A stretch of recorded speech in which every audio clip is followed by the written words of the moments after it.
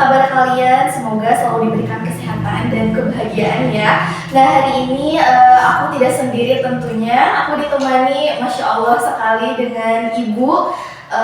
Penasaran gak nih siapa tamu kita kali ini? Nah, kita kehadiran Ibu Sri Sulastri SEMSI, betul gak Bu? Betul.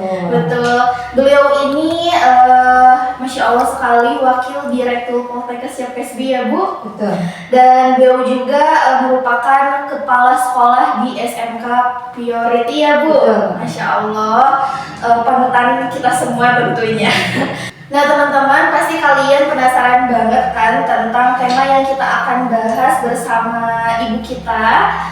Tema yang kita akan bahas mengenai mahasiswa berwawasan luas. Penting gak sih gitu? Menurut ibu bagaimana nih tentang tema yang kita akan bahas? Tentang mahasiswa berperilaku wawasannya tuh sangat luas gitu. Karena secara yang aku ketahui mungkin ya Bu, berwawasan luas itu cakupannya luas. Nah, kalau misalkan menurut Ibu, gimana nih tentang mahasiswa yang mungkin kapasitasnya tidak seluas itu mungkin ya Bu? Baik, alhamdulillah ya, pada hari ini kita mengambil tema bagaimana sih mahasiswa supaya berwawasan luas. Kalau menurut Ibu, pandangan Ibu sendiri, wawasan itu bukan hanya dari bidang akademik saja, tapi non akademik juga harus mempunyai wawasan, di mana wawasan itu merupakan pengetahuan yang cakupannya luas. Ya. Jadi seperti ini, sebagai seorang mahasiswa, tentu saja di Poltekkes Siap PSB ini mahasiswanya jurusannya kebidanan dan keperawatan ya. Tentu saja seorang mahasiswa kebidanan harus juga mempunyai pengetahuan mengenai keperawatan, begitupun juga sebaliknya. Jadi sangat penting sekali mahasiswa mempunyai pengetahuan luas, terutama dalam pengembangan diri, nanti akan menjadi potensi bagi mahasiswa itu sendiri untuk berkarir ke depannya. Jadi kita itu kan tujuan menjadi mahasiswa salah satunya ingin meniti karir yang lebih baik. Salah satu meniti karir lebih baik itu tentu saja kita harus berkolaborasi, harus berjejaring sosial, harus bisa networking dengan dunia luar. Jadi kita jangan sampai seorang mahasiswa punya prinsip seperti ibarat sebuah pepatah atau peribahasa, bagai katak di dalam tempurung. Jadi bagai katak di dalam tempurung itu pemikiran mahasiswa yang sangat picik, yang sangat pendek, sedangkan pengetahuan itu harus luas gitu ya, harus luas lingkupnya. Jadi jangan sampai nanti mahasiswa YPSB itu di dunia luar misalkan ditanya oleh orang lain hanya bisa mampu saja tentang ilmu kebidanan saja, sedangkan kalau misalkan yang menanyakan ke kita tentu saja di random. Kita kan orang luar tidak tahu, oh ini jurusan kebidanan, berarti kita juga jurusan kebidanan harus tahu tentang keperawatannya, harus tahu juga sebagai untuk umumnya. Jadi diharapkan mahasiswa Poltekkes Siap PSB itu selain mempunyai pengetahuan di bidangnya sendiri, baik itu kebidanan atau keperawatannya, tetapi harus juga mengetahui pengetahuan umum yang luas, biar mahasiswa kita itu istilahnya nggak pin-pinbol lah, pintar-pintar bodoh ya, seperti itu. Jadi benar-benar mahasiswa kita yang berkualitas, berkompeten, baik dalam bidang akademik maupun non akademik. Jadi pengetahuan bagi mahasiswa sangat penting, apalagi di era sekarang itu dunia teknologi, informasi dan komunikasi yang berkembang sangat pesat.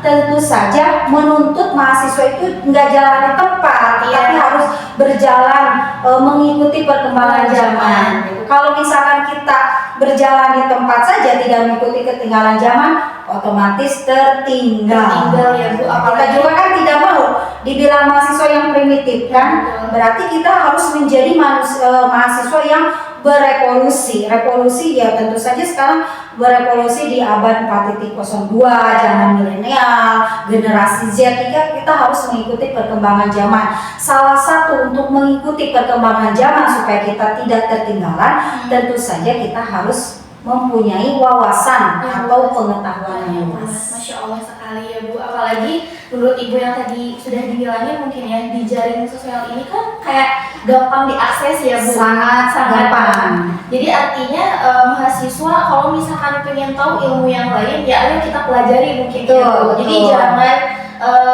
diam aja gitu ya, dan jangan bermalas-malasan mungkin ya Bu. Nah, otomatis dampak pengetahuan yang sangat luas ini ada positifnya ya Bu ya. Dan ada dampak negatifnya. Nah, menurut Ibu ketika emang udah nih kita tuh emang udah jadi mahasiswa tapi kita ya udah cuman kayak absen aja, itu menurut Ibu kayak gimana? Jadi cuma ikut aja kayak formalitas aja, karena kaum milenial ini ya semoga aja enggak seperti itu ya Bu. Tapi menurut Ibu bagaimana sih tanggapan Ibu tentang mahasiswa ya udah cuma ikut formalitas aja karena ikut pendidikan aja biar tinggi gitu Bu? Itulah yang disebut mahasiswa yang picik ya, pemikirannya sangat pendek. Kita itu sebagai manusia, sebagai mahasiswa, tentu saja mindsetnya atau kita pemikirannya bukan hanya sekedar datang, mengisi absen, datang ke kampus, selalu setelah itu di luar kelas tidur, rebahan, itu tidak seperti itu. Jadi sebagai seorang mahasiswa kita harus menjadi pioner karena berbeda loh. Kita berbeda dengan masa-masa SMA gitu ya. Betul. Jadi jangan sampai seorang mahasiswa mempunyai pemikiran kultur shock. Maksud kultur shock itu jadi kebiasaan-kebiasaan yang pada masa sekolah dibawa ke kampus gitu. Jadi sebagai seorang mahasiswa yang kita akan maju ke depan harus meninggalkan pemikiran seperti itu. Jadi di luar kelas pun kita itu harus selalu mengakses ilmu pengetahuan gitu. Apalagi kan sekarang era digitalisasi, banyak platform-platform yang bisa kita gunakan ya. Salah satu yang sering kita gunakan ya pasti anak muda sekarang ya, mahasiswa sekarang ya TikTok ya. TikTok, YouTube kan bisa dijadikan media pembelajaran juga. Jadi sekarang itu media pembelajaran tidak hanya mengandalkan mentor sebaya atau dosen saja gitu ya, berbeda dengan masa sekolah. Kalau masa sekolah kan dibimbing hanya oleh satu guru. Kalau sekarang mahasiswa yang harus lebih aktif gitu ya. Dari keaktifan itu kita bisa mengakses platform-platform yang sudah ada, salah satunya TikTok, WA, YouTube gitu ya, ataupun IG itu. Sekarang itu kan sudah sangat mudah belajar, bisa di mana saja dan kapan saja. Bisa sambil berbaring, bisa sambil nonton TV, rebahan. Jadi tidak ada halangan untuk kita bisa maju dan berwawasan luas. Kalau misalkan mahasiswa hanya mengisi absen saja, menurut Ibu sudah sajalah, tidak usah jadi mahasiswa. Gitu ya. Jadi mahasiswa yang PhD tidak ada yang seperti itu, insya Allah ya. Jadi mahasiswa yang PhD itu selalu smart dan kreatif. Amin, Masya Allah. Jadi tidak menyia-nyiakan kesempatan juga ya. Tidak boleh menyia-nyiakan karena waktu itu tidak akan terulang. Betul. Kita mempunyai misalkan ya, satu mahasiswa dengan mahasiswa yang lain mempunyai waktu yang sama 24 jam, betul nggak? Betul. Tetapi bagaimana kita menyikapi dari 24 jam saja? Ada yang 24 jam itu 8 jamnya dipakai untuk belajar, 16 jamnya untuk rebahan. Ada juga yang 8 jamnya untuk belajar, yang 8-nya juga untuk mengakses atau misalkan mengikuti kegiatan yang bermanfaat. Jadi tergantung dari individu menyiasati waktu, manajemen waktu, karena kita diberikan oleh Allah itu sama ya, satu hari itu 24 jam gitu, tidak lebih dari 24 jam sama gitu. Tapi bagaimana kita menyikapi waktu itu, jangan sampai terbuang sia-sia karena tidak akan terulang, tidak akan terulang. Gak akan ada dua kali. Betul. Jadi diusahakan untuk teman-teman semuanya yang mungkin lagi menduduki perkuliahan ya, diusahakan untuk menyempatkan waktunya tuh dengan sebaik-baiknya ya, dengan mengisi waktu belajar mungkin karena di kampus juga ada organisasi ya Bu, ada organisasi tempat kita mungkin yang aku biasanya introvert nih ya Bu, tapi karena udah belajar organisasi dia udah bisa berbicara mungkin ya Bu sama semua orang, jadi ada dampak positifnya ketika emang kita mau belajar ya Bu. Nah, menurut Ibu di kaum milenial seperti ini, Gen Z mungkin ya Bu bisa Iya. dibilangnya, cara menumbuhkan semangat biar mahasiswa tuh mempunyai wawasan luas tuh gimana sih Bu? Apalagi kalau aku melihat Ibu, Masya Allah sekali, mungkin teman-teman juga ya menjadi panutan. Ternyata perempuan juga bisa loh jadi pemimpin gitu ya Bu. Betul. Nah, menurut Ibu gimana sih biar ayo kita semangat, kita tumbuhkan semangat biar mempunyai wawasan luas dari hal terkecil mungkin Bu. Kalau menurut Ibu untuk menumbuhkan semangat terutama di kalangan mahasiswa, pertama lawan rasa malas dalam diri kita. Karena musuh yang terbesar itu bukan orang lain, Kita ya, bukan orang tua, tapi nafsu diri kita sendiri. Jadi tanamkan dalam diri kita harus berubah, mindset kita harus berpikir positif dan bergaulah dengan orang-orang yang membawa aura positif itu, gitu ya. Jadi tadi dibilang kan tadi ada sebagai introvert ya. Iya, introvert Bu. Ya kalau misalkan introvert itu kita itu sudah tinggalkan lah, sekarang itu harus bisa berkolaborasi, harus bisa beradaptasi dengan orang lain. Jadi hilangkan rasa malas, dengan rasa malas itu minimal satu hari itu ada yang kita dengar, ada yang kita baca hal-hal yang positif. Karena apa? Kita wahyu yang pertama juga diturunkan oleh Allah Subhanahu wa taala yang melalui malaikat Jibril kepada Nabi Muhammad itu Iqra ya.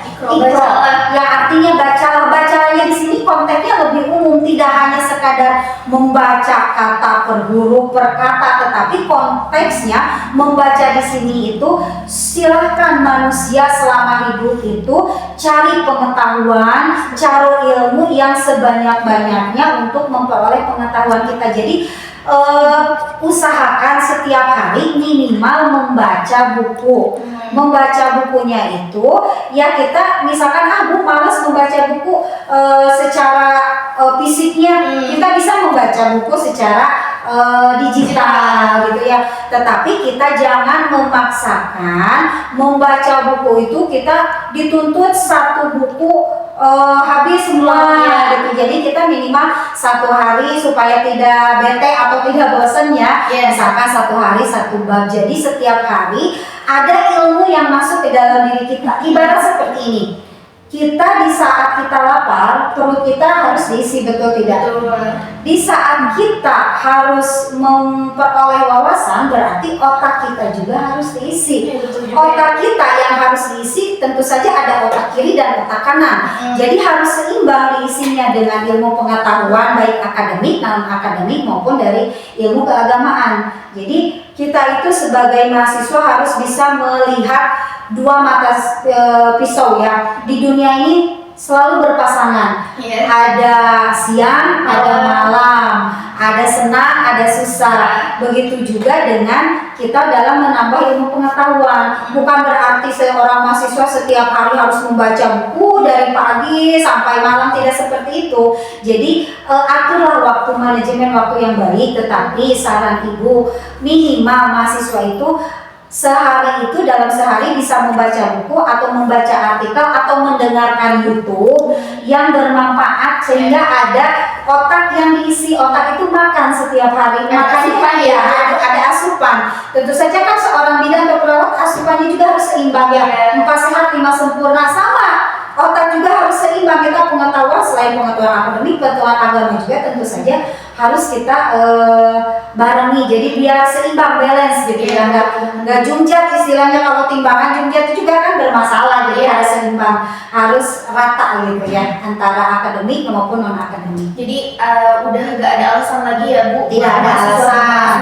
Kalau misalkan bermalas-malasan seperti Ibu bilang tadi, sudah saja jangan jadi mahasiswa. Berarti tidak ada rasa ingin tahu ataupun rasa ingin maju. Karena kan seperti yang Ibu bilang, pasti tujuan utama untuk menjadi seorang mahasiswa selain mendapatkan gelar akademik, tentu saja nanti ahli media kebidanan atau ahli media keperawatan, tentu saja selain dari gelar akademik yang hanya 1 lembar nanti akan mendapatkan ijazah, tentu saja kan pasti ingin mendapatkan suatu pekerjaan yang layak ataupun berwirausaha. Betul banget sih Bu. Iya. Ya. Nah teman-teman, jadi karena cakupannya mahasiswa itu berarti udah kalau misalkan dibilang wah sekali ya Bu. Ya, karena ada semua orang namanya juga maha ya. Kalau maha itu udah di atas segala-galanya. Jadi dalam pemikirannya juga harus di atas segala-galanya. Jangan dilutut ataupun jongkok lagi, jangan merangkak gitu ya. Kalau misalkan SD, SMP, SMA kita bolehlah merangkak dalam untuk menuju satu tujuan yang akan kita capai. Tetapi kalau menjadi seorang mahasiswa kita harus berlari, jangan sampai ketinggalan. Kalau misalkan kita ketinggalan akan dilampaui dengan orang-orang yang akan di belakang kita. Nah betul banget sih Bu. Ya, mahasiswa yang SD harus menjadi yang terdepan. Amin, pasti ya. Nah teman-teman, yang aku bisa tangkap gitu ya, aku setuju banget dengan perkataan dari Ibu. Gak ada alasan lagi untuk mahasiswa, ya udah sih, karena kadang suka gini loh Bu, bukan mahasiswa sih, diri sendiri gitu kayak aku gabut nih, padahal ada banyak pekerjaan yang harus dikerjakan gitu ya. Kayak misalkan tugas, ya udahlah nanti aja gitu ya. Semoga aja dengan adanya platform ini gitu ya Bu, kita menjadi sadar gitu bahwa sebenarnya kita tuh yang jadi mahasiswa tuh banyak pekerjaan, cuma karena tertutup rasa malas itu jadi dibiarin aja gitu ya Bu. Jadi semoga aja gak ada lagi ya Bu yang bermalas-malasan gitu ya. Nah dengan cara seperti itu mungkin dari hal terkecil juga ya Bu bisa menjadi dampak yang lebih besar gitu ya. Betul. Jadi kalau misalkan dari kitanya udah acuh, mungkin nggak akan berevolusi untuk masa depan selanjutnya kan Bu. Jadi artinya kita harus memulai dari hal terkecil, mulai dari sebagai mahasiswa kita harus punya resolusi dong. Ya, resolusi kita sebagai mahasiswa pengen menjadi bidan, harus ada resolusinya, harus ada kemauannya ya. Iya betul. Nah trik dan tipsnya ini Bu untuk mahasiswa biar tetap kayak kalau misalkan dalam Islam mungkin istiqomah ya Bu. Nah bisa gak sih Bu keistiqomahan itu di dalam dunia pendidikan gitu agar ya udah kita tuh tetap semangat, tetap harus kemauan belajar, jangan sampai dinanti-nanti gitu ya Bu. Ya kalau misalkan di dalam dunia pendidikan atau di dalam akademis ya, kita itu belajar itu tidak ada batasannya ya.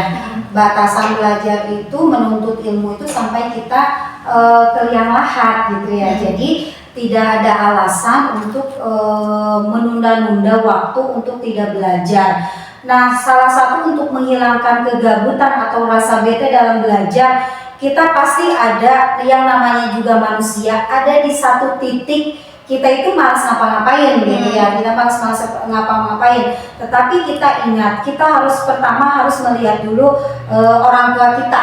Orang tua kita tentu saja mengkuliahkan kita itu supaya anaknya atau putra-putrinya menjadi lebih baik dari orang tua. Jadi kita semangat orang tua juga, motivasi dulu dari orang tua. Minimal kalau misalkan sekarang mahasiswa sekarang belum bisa membahagiakan orang tua, minimal tidak menyakiti hati orang tua. Salah satu menyakiti orang tua ya kita sudah membiayai kok, tapi anaknya masih malas-malasan belajar. Berarti kan itu tidak menghargai atau menyakiti hati orang tua. Jadi trik yang pertama, kita ingat perjuangan dulu orang tua, bahwa orang tua itu orang tua mana sih yang tidak mau melihat anaknya sukses ya. Jadi melihat dulu perjuangan orang tua kita sejauh mana. Jadi kita termotivasi, orang tua kita ingin melihat menjadi orang sukses. Dan orang sukses itu tidak instan, tidak simsalabim langsung menjadi bidan, tidak ala kadadak langsung menjadi perawat, tidak seperti itu. Semuanya juga proses. Mie instan aja harus direbus dulu kan. Sama kita juga proses pembelajaran, ada proses-proses pembelajarannya, ada tahapan-tahapannya, yaitu mulai dari misalkan siswa baru mulai dari semester 1 sampai nanti tingkat akhir semester 6 ada proses-prosesnya. Selain itu kita juga selain termotivasi dari orang tua kita juga harus bisa jangan menutup diri. Jangan menutup diri di sini, coba kembangkan potensi yang ada di diri kita, karena pada hakikatnya semua orang itu cerdas. Kalau pintar itu bisa dicari. Pintar itu bisa dicari melalui akademis, melalui sekarang nanya ke Google gitu ya. Jadi bisa dicari. Jadi kita misalkan seperti ini. Saya menanyakan masalah pengetahuan umum kepada Ani misalnya. Ani bisa menjawab walaupun misalkan bukan di bidangnya, pasti ibu mengatakan, oh anak itu pintar. Nah pintar itu pasti butuh proses. Pintar itu bisa didapatkan dari berbagai macam hal. Bisa saja kan bisa sering membaca atau membaca artikel. Dan saran ibu, seorang mahasiswa tidak boleh introvert, harus membuka diri, harus bisa berjejaring sosial, harus bisa berinteraksi dengan dunia luar. Salah satunya kita selain di dalam kelas, di luar kelas juga kita harus bisa berorganisasi dengan dunia luar gitu. Dengan berjejaring sosial itu tidak hanya, kalau melalui medsos tidak hanya membaca atau komen status-status saja, tetapi dalam berjejaring sosial ini gunakanlah bermanfaat, diskusi yang bermanfaat. Jadi ada ilmu yang kita dapatkan. Masya Allah. Nah teman-teman, gimana nih pembahasannya? Sudah sangat menarik sekali ya, ilmunya sangat bermanfaat sekali Ibu untuk mahasiswa, begitupun untuk aku dan yang lainnya ya Bu. Nah teman-teman, karena benar-benar kata Ibu, kalau kita diem aja gitu ya, mana mungkin kita bisa tahu, mana mungkin kita bisa ya Bu. Jadi menurut aku orang yang sukses itu orang yang mungkin bisa dibilang pembelajarnya tuh sejati banget. Ya, orang sukses itu muncul dari rasa ingin tahu. Dari rasa ingin tahu kan pasti penasaran. Ya, dari penasaran pasti mencari-cari dong. Ya. Misalkan kenapa sih misalkan ibu hamil ini bisa melahirkan sungsang atau itu, kan penasaran. Berarti penasaran itu mencari-cari kenapa sih penasaran itu bisa dicari melalui buku atau melalui mentoring. Nah itu kan salah satu untuk menambah wawasan juga, atau pengawasan belajar dari ingin tahu ke penasaran, dari penasaran mencoba akhirnya dapatlah biasa kesuksesan.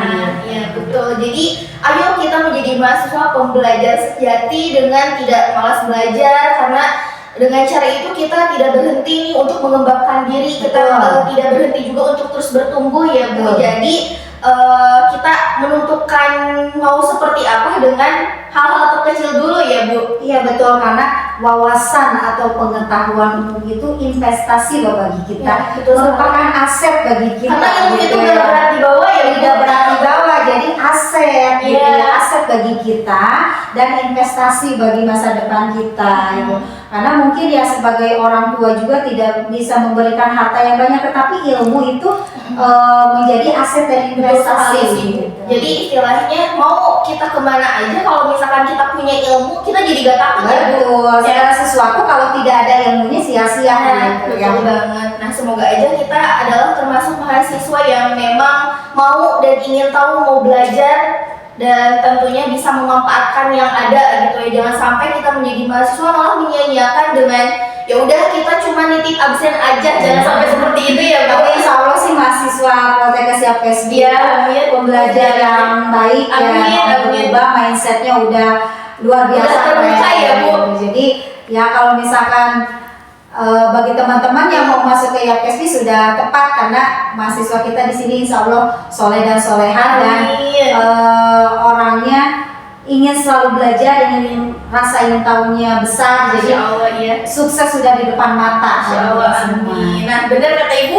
sekalian ini aja kali ya, kalau misalkan kalian yang mau daftar gitu ya, betul. Ayo gabung aja di Poltekkes Siap PSB ya Bu. Betul, sekarang masih ada gelombangnya ya, karena kan kita mulai perkuliahan itu dimulai September. Masya Allah. Nah ditunggulah adik-adik yang baru, dede-dede gemes gitu ya Bu. Iya.